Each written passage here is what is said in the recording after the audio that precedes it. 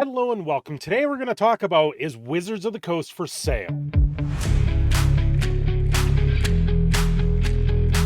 Well, I gotta say, with everything going on with the open game license debacle and Magic 30 years of this game of Magic the Gathering has been around. 50 years of D&D is upcoming and up forth. You gotta wonder if Hasbro is shopping the company around with the recent ideas that they're throwing out there, where they've got to increase their revenue that much. They've got to increase it by 50%, but who could really buy the company? Would they buy Wizards of the Coast from Hasbro, or would Hasbro then be sold and in turn then see it get sold off?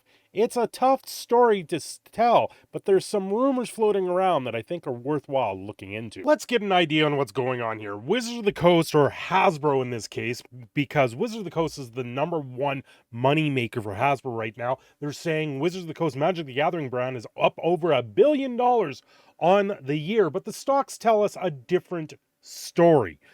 Wizards of the Coast, or Hasbro, last year was over $100 a stock price, and over the last year they dipped down all the way down to $54.79, and they're slowly making an increase here in the last month to $66. Now with Magic 30 coming out, and now with the OGL announcement changes that are coming down the pipeline, you think that this stock might take a little bit more of a dip, but when it comes down to it, the shareholders are kind of liking this idea, these new ideas where Magic and D&D and Hasbro as a brand is going to grow significantly. So it's a little bit of a dangle the carrot for the shareholders and maybe a sale of the company. Now, who could buy this company? Well, simply, we did just see a crossover with Magic the Gathering and Warhammer 40K with Games Workshop. But would Games Workshop be able to come up with the capital to buy Wizard of the Coast or Hasbro?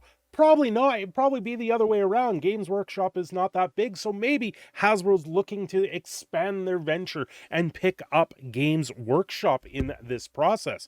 Now, who else is out there? I know BlackRock has a large stake in Hasbro right now. Maybe they're looking at buying up even more with Hasbro and absolutely driving this company into the dirt because they're one of the higher shareholders in the company. Maybe they're trying to plummet it down, right down, so the stock price goes right down to the toilet, and then they can do a hostile takeover like we saw with Elon Musk and Twitter. Maybe Amazon's picking it up. They've got partnerships with Amazon where they're dumping buttloads of Magic the Gathering product onto Amazon, completely screwing out the local game stores in the process. Maybe this is an approach that they're trying to create and have a better partnership with Amazon overall. Who knows? Even maybe Microsoft is going to pick into this a little bit. We've got Tencent and Microsoft maybe combining forces together and actually fighting off the FTC, because Microsoft is having a hell of a time picking up the acquisition of Activision and Blizzard.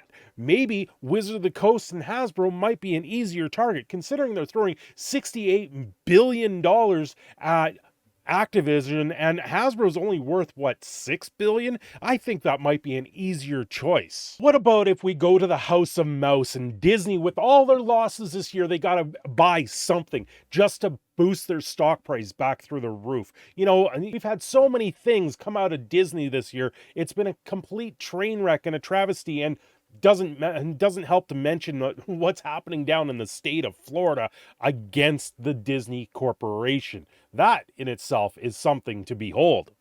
Now, what about Embracer Group? They recently acquired Lord of the Rings from Amazon. They picked that up and taking it away. So hopefully we don't see any more complete travesties like the Rings of Power that came out on Amazon Prime. You know, the one show where they have replaced the entire cast for season 2, or at least that's the rumors that go.